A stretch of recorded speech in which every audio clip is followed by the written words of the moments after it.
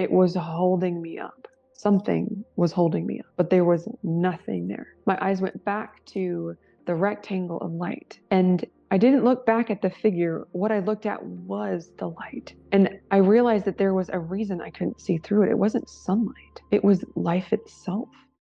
Hello, my name is Kara Marlene, and I was miraculously healed of generational breast cancer when I was almost 33. And it was from that miraculous event in my life, I was able to put into perspective everything that had happened to me since I was 8 years old and I had a near-death experience. So I was born and raised on a small ranch in Kansas, and I was riding bikes with my little sister, and we had been playing all day, and it was a warm spring day with wide blue skies with big puffy cotton candy clouds, and the breeze was cool as we rode around the back roads of the county and our backyards and around my father's construction equipment and the sheds and things. It was late morning, and my sisters screamed at us to get into the house because it was time to eat. And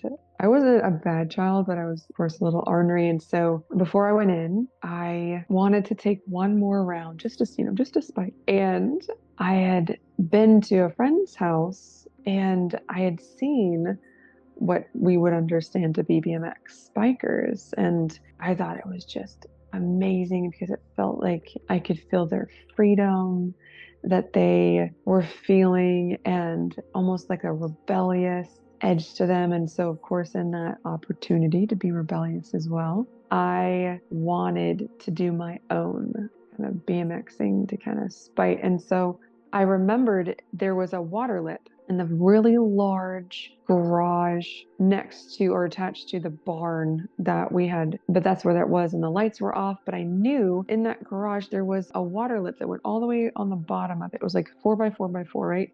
And it kept the water from running into the garage even when the door was shut. And so in that water lip was a gouge, like a triangle. It's about as wide as a grown man's palm.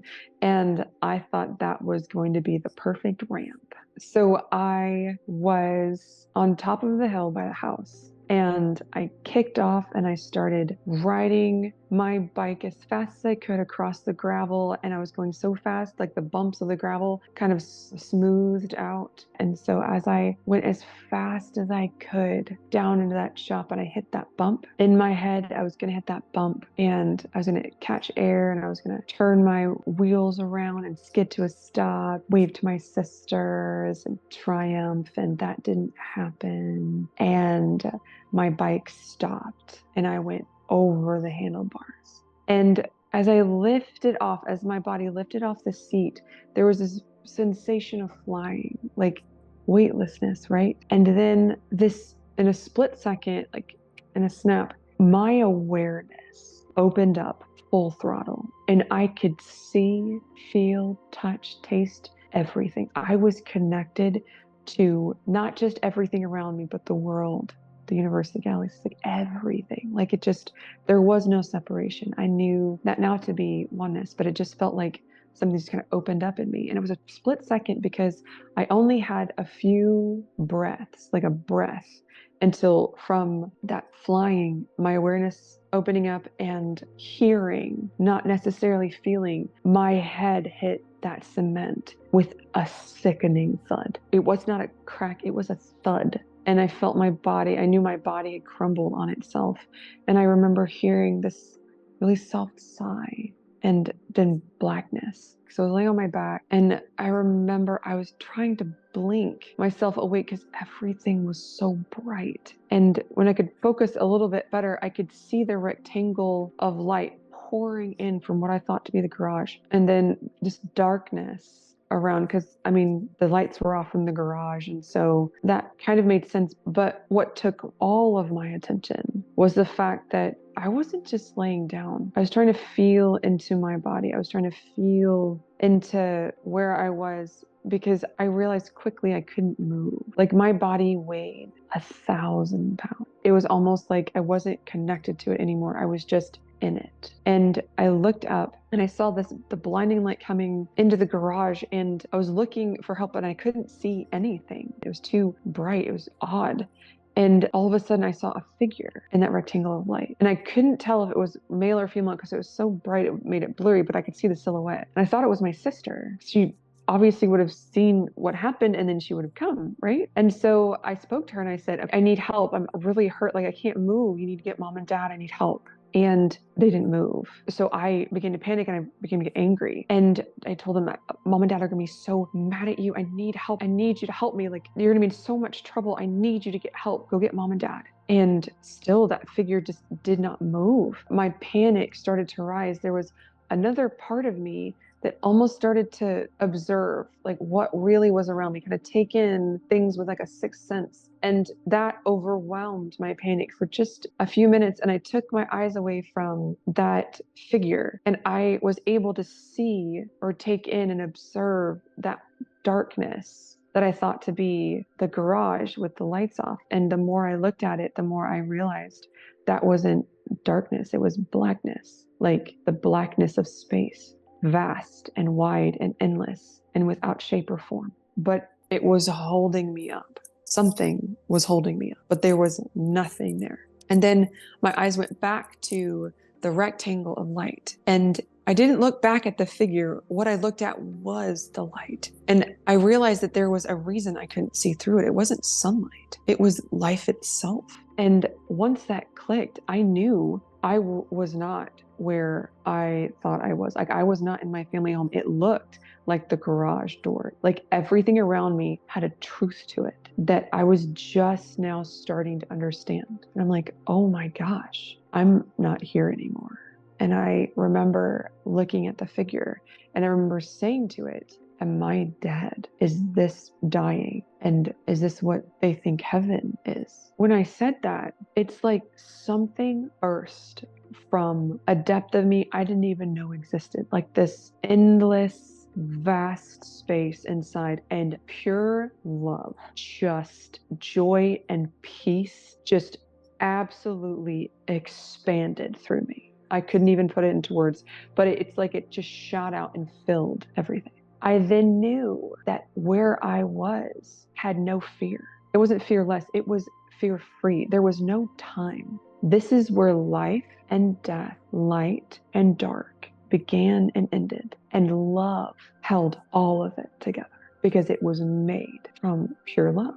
And I looked back at the figure, and without using my words this time, I discovered my inner voice. And with that inner voice, there's a voice I heard, and I knew it came from that figure. And it said, are you ready? And I said, yes. I know a lot of people have like life reviews, right? I was 8. And so briefly, I thought of my mother, my father, my siblings. I thought of my animals, my dogs, my cats. And I said, yes, I'm ready. And it's almost like I fell into that vastness, that dwelling space, that abundant, everlasting wellspring of just love. I fell into it. And as I did so, there was a moment right before blackness where it felt like I went through a force field where fear could exist. Like, it's almost like I knew the existence where fear was not. And then there was this like moment before I blacked out or before darkness. And it was like I went into a realm where fear could exist. And then it was darkness.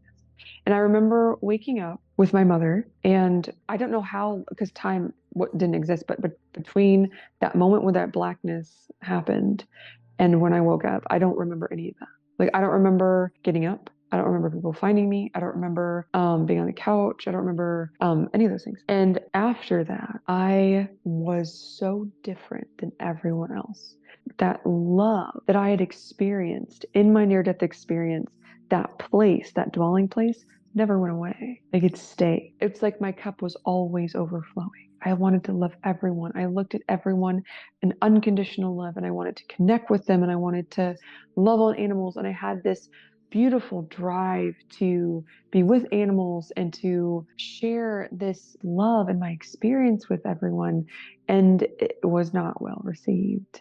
And so I found that it was much easier and much safer not to say anything. So I found myself out in nature, alone with the divine, and I would reconnect with that oneness. And as I grew older, I had these experiences I thought everyone kind of had, and it reconnected me with the voice inside, and it encouraged me to use that connection to tap into my self-love, because I really had to fight for my faith and that connection with the divine, right? And so that developed through my childhood into my young adulthood, on top of all the other miraculous or magical coincidences that happened, right? And it crescendoed the day that I was instantaneously and miraculously healed from third generation genetic breast cancer, a week before my 33rd birthday. It was 2017, but the year before, my mother and my father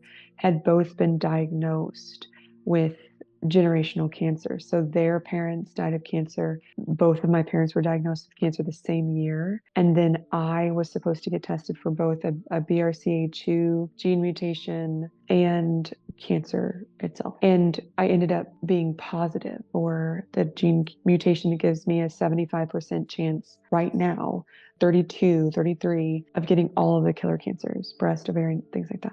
And then in the exam room, they found bilateral breast lumps. Those breast lumps I found out were not just lumps, like cylindrical lumps, or they were by definition, because I could feel them. Like one of them was so far out and so big, it was about the digit of my pinky finger, and I could feel it. And so I was diagnosed, and I had 3 days before my emergency lumpectomy, 3D mammogram, ultrasound for the lumpectomy. And so things happened in those 3 days. I was approached by friends who, after I told about my fate and what I was going through and how I needed help, they said that they were going to lay hands on me and pray. And I'd seen that and known that before. It didn't really work, but I didn't want to deny that. And so I allowed them, and it was beautiful, but nothing happened. And then that next day, Saturday, I reached out to everyone I knew to get help for the journey I was about to go on. It was just absolutely terrifying. I was just exhausted on Saturday night. So I found myself in a place where I was alone in my room, very much like when I was a child, looking at a window like I used to do as a child.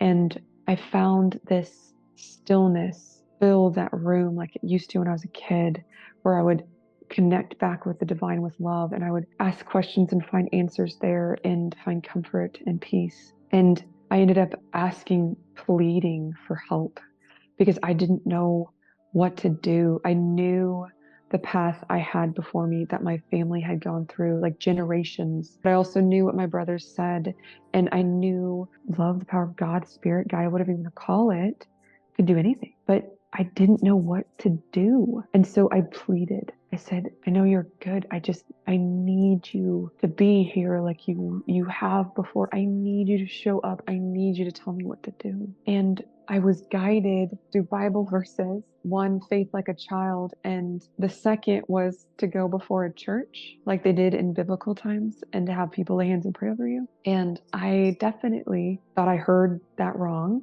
because again, like I said, as a child, that didn't work, and with my brothers, it didn't work. And so I waited for something else to come up, and nothing did. So that Sunday, I went to a church, and I laid aside my past experiences with this church where I had been rejected because I stood up for what I believed to be truth. And I went before them and I said, I was told I have breast cancer, and I was also told that I was to go and have people lay hands and pray on me. And so they tentatively agreed. Music started, and what happened was the pastor wife came over, laid hands on me with everyone that she had anointed with the power of God and miracles and healing, which she said could only come from her, like no one else could have it, because only she and her husband could give it, because they were apostles and they were anointed by God, which is one of the reasons why I didn't feel comfortable in the church, and I spoke out against that. And so I was open, and I tried my best to stay open. And the longer they were there, the harder I cried. They stayed there for songs, and I just felt nothing. And so eventually they left me, and I was weeping in the front pew, and I had 2 hands left on me, and they were my friends. But one of them was my friend, Chris. I knew he was praying for strength and love and peace for me. He said he was going to do that before. But there was another hand on the small of the middle of my back, and I remember going back into that dwelling place of the divine in me that I had known since I was a kid, that I had heard the Bible verses from, and I said, I still know you're good. I know you're good. And I know the path I'm supposed to take now. And I know with you I can face anything because you will give me the faith and the strength to get through it. So whatever your will is, I accept. And the moment I accept left my lips, a palm with the beam of power left that hand on the left side of my back, the middle of my back, and it beelined through my chest cavity, split into 2, covered one breast lump and then the other, and hovered there for songs. And everything else faded, and I just took in everything that was happening, like my inner vision, awareness, everything. And so many things happened, but eventually it dissipated into me. And when I say it, I mean this power felt like the essence of love itself from my near-death experience. Everything I knew there, life and death, light and dark, love. And as I came out of that moment, I realized I had been repeating something over and over again. And I finally took in what it was, and I kept repeating, I accept this. I accept this, I accept this. And I knew something had happened. And so that next day was Monday, and I found myself in the best cancer clinic in Fort Worth, Texas with a friend at the time. And so I found myself in the waiting room. And so I was called back to the mammogram, and I walk into the room, and there's a woman in the back, and she has a chart in her hand, and she's looking through it like she's frustrated or flustered. She can't find something. She's wrestling through something on a desk, and I had to clear my throat to get her attention. And she looks over her glasses at me and says, thanks for coming in. Where are your lumps? And I couldn't wrap my head around what was happening, so I just kept mumbling. And I kind of pointed to the places where the breast lumps were. I knew they were. And I mean, they had measured me and things like that. And so I was still confused, but I kept doing that until she just snapped the chart closed and said she's just going to scan everything. And so she did, and I went back into the waiting room, and I waited for about 7, maybe 15 minutes. And I walked into the ultrasound room. And again, there was a nurse in the back, and she had a chart in her hand, and she was trying to flip through it. And then she'd look at the screen, she'd zoom in on something, and she'd zoom out, and then she'd flip through things. And then she'd look back, and she was looking on the desk too. And I had to clear my throat to get her attention as well. And she leaned around the ultrasound machine and said, oh, welcome in. Where are your breast lumps? And I had enough time to gather myself, and I gave her a very flipped reply, summing up that she needs to find it herself because that's her job. And I don't know what's going on here, but she needs to do that. And of course, she snapped the chart closed, which I can understand now. I probably would be frustrated too. And she did the ultrasound after she said, well, we're just going to scan everything then. And like I said, she did the ultrasound a bit too roughly, in my personal opinion. But she told me that the doctor would be in just a moment to finalize everything. And so I was prepping to be, numbed and cut open for them to take out those breast lumps, send them off to get tested. And I had maybe 5 to 7 minutes, and this short doctor came into the room and said, as he patted my knee, thank you for coming in, Miss Kara. We'll see you when you're 40, and tries to leave the room. I had a few milliseconds, and I just lost my mind. So I jumped off the table, stopped him, turned him around, and shook him and said, I don't know what's going on here, but you've lost these lumps. There are 2 of them. Now, if you can't find them with an ultrasound and a 3D mammogram, you're going to poke around, you're going to find them, you're going to take them out, you're going to send them off, and you're going to tell me I don't have cancer.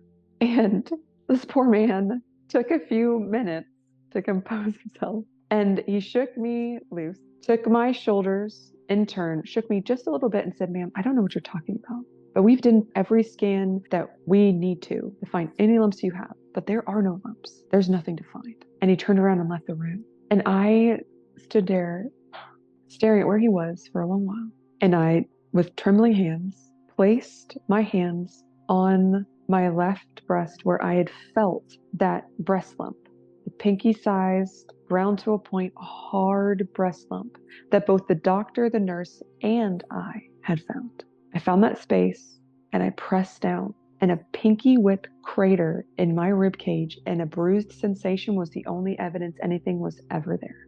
After that, I was changed. I was different. And that sent me on a journey to where I am today. And I wrote my book, and my book came from this overwhelming desire to reconnect with love. For me, not just writing my book, but sharing this story, and hopefully in me doing this, I can inspire others to understand and know just how special they are too, and just how much love loves them. And that power within us, every one of us, is here for us to live a life of true freedom and to tap into that and follow it. And I'm hoping to encourage and inspire more people to find that love within themselves, that self-love, that love, and to live from it.